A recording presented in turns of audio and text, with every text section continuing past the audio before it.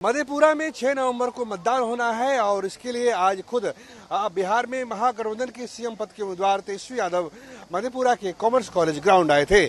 यहाँ उन्होंने एक बड़ी रैली को संबोधित किया और प्रत्याशी मधेपुरा से प्रत्याशी और बिहार सरकार में पूर्व शिक्षा मंत्री रहे प्रोफेसर चंद्रशेखर का वोट मांगा। इस वक्त वो हमारे साथ है। सर, ये माहौल देखकर क्या आप महसूस कर रहे हैं?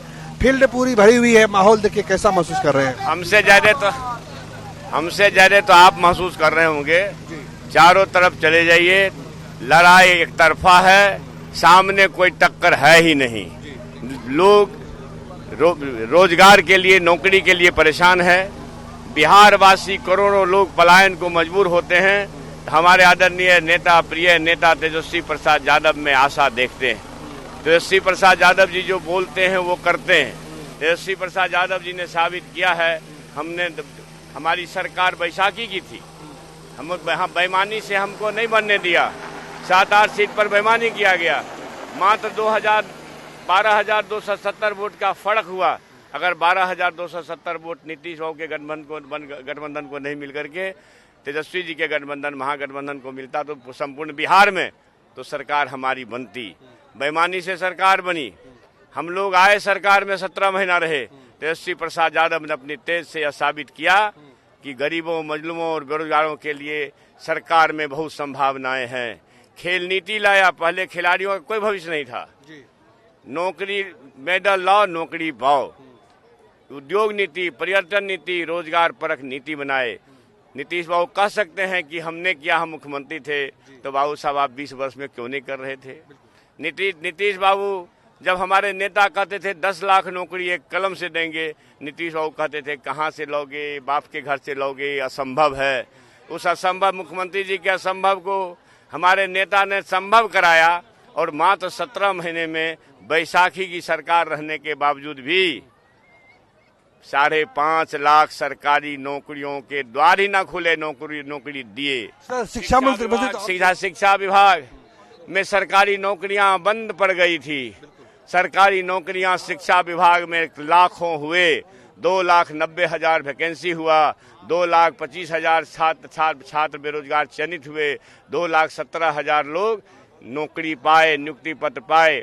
एक विज्ञापन से एक दिन में 1 लाख से ज्यादा लोगों को नियुक्ति पत्र विश्व इतिहास में कहीं न मिला है। तेजस्वी प्रसाद यादव जी के नेतृत्व की क्षमता से नीतीश बाबू का टेटुआ दबा के मिला है। टेटुआ दबा के नीतीश बाबू कह सकते हैं कि हम ही मुख्यमंत्री थे, तो भैया आप थे तो 20 वर्ष से क्यों नहीं कर रहे थे? इसका मतलब आप जिनके शागिर्द हैं वो नौकरी देने वाले नहीं हैं, नौकरी छीनने वाले हैं। वो बीजेपी वाले नफरती संप्रदाय ताकत समाज को जलाने वाले हैं, समाज में मोहब्बत एहतराम को खत्म करने वाले हैं। इसलिए 4.5 लाख नियोजित शिक्षकों को राज्यकर्मी का दर्जा देना, 18 साल से राज्यकर्मी बनने के लिए जो सड़कों पर संघर्ष कर रहे थे, तेजस्वी प्रसाद यादव ने उनके संघर्ष को सम्मान में बदला और 4.5 लाख नियोजित शिक्षकों को नौकरी दी। ये विश्वविद्यालय बीएन मंडल विश्वविद्यालय 33 वर्ष से 9 विषयों पर संचालित थी। कितनी नाइंसाफी है। पिछड़े इलाके में दिया गया मंडल विश्वविद्यालय जो हमारे आदरणीय लालू प्रसाद जी के कलम से और उनके कर कमलों द्वारा स्थापित हुआ था, वो विश्वविद्यालय मात्र 9 विषय पर चल रही थी। पहले भी 4 मंत्री थे और संपूर्ण कोसी प्रमंडल में 11, 10 एमएलए उन्हीं लोगों के होते थे। मंत्री तो पहले भी थे, मगर क्या मधेपुरा और मंडल की धरती, कोसी की धरती चंद्रशेखर जी के शिक्षा मंत्रालय मंत्री होने का बाट जो रही थी। हम हुए और इस विश्वविद्यालय को 27 विषयों का कराए, 18 नए विषय जोड़े गए। सैकड़ों पद सृजन हुआ, टीचिंग का सैकड़ों, नॉन टीचिंग का सैकड़ों। और इतना ही नहीं, तेजस्वी प्रसाद यादव इस शहर के लिए अपने मंत्रित्व काल में जब डिप्टी सीएम थे, नगर विकास मंत्री भी थे, तो 72 करोड़ रुपया इस मधेपुरा को जल जमाव से मुक्त करने के लिए स्टॉर्म वाटर ड्रेनेज सिस्टम का दिए। इस पूरे संपूर्ण विधानसभा क्षेत्र में एक गांव टोले सड़क से जोड़े गए हैं। इस 15 साल के दरमियान 2 गांव बचा है, 2 टोला, उसका भी टेंडर हो गया है और टेंडर खुलेगा चुनाव के बाद, तो उस पर भी कार्य शुरू होगा। तो मैं दावे के साथ कह सकता हूं कि मेरे इस इलाके के हर टोले कस्बे जब जुड़े हुए हैं सड़क से, 2 का मैंने जिक्र किया घेलार प्रखंड में एक और मधेपुरा प्रखंड में एक, वो भी टेंडर हो गया, टेंडर खुल गया। अब उसका मैंने कॉन्ट्रैक्ट डिसाइड होगा और कार्यादेश होगा। तो मैं ये दावे के साथ कह सकूंगा कि मेरे इलाके के विधानसभाओं में लगभग 1000 किलोमीटर सड़क बनी है और वह उस सड़क पुल पुलिया दर्जनों बने हैं। तो सैकड़ों सड़क, दर्जनों पुल पुलिया बने हैं, विकास का कोई शानी नहीं है। और फिर मैं अपने आप को न तो कभी विधायक समझा हूं, न कभी मंत्री समझा हूं। मैं अपने आप को सेवक समझता हूं।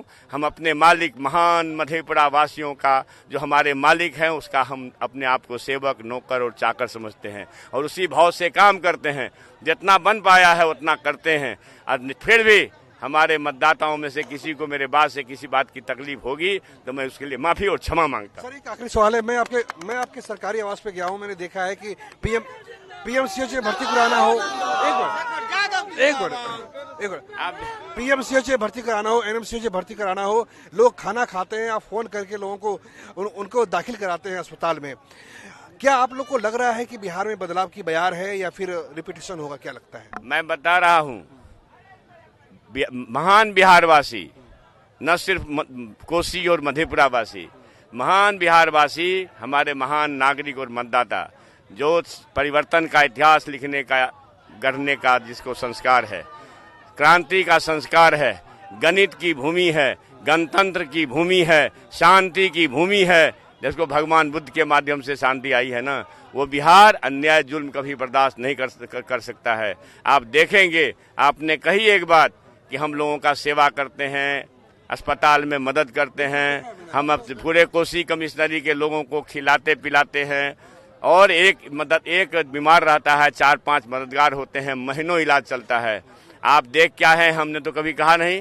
मैं मानता हूं कि सेवा बेचने की चीज नहीं है, नहीं तो हम भी अन्य नेता के तरह भी आप लोगों को घुमाते, देखिए ये बेड है, ये कमरा है, ये कमरा है।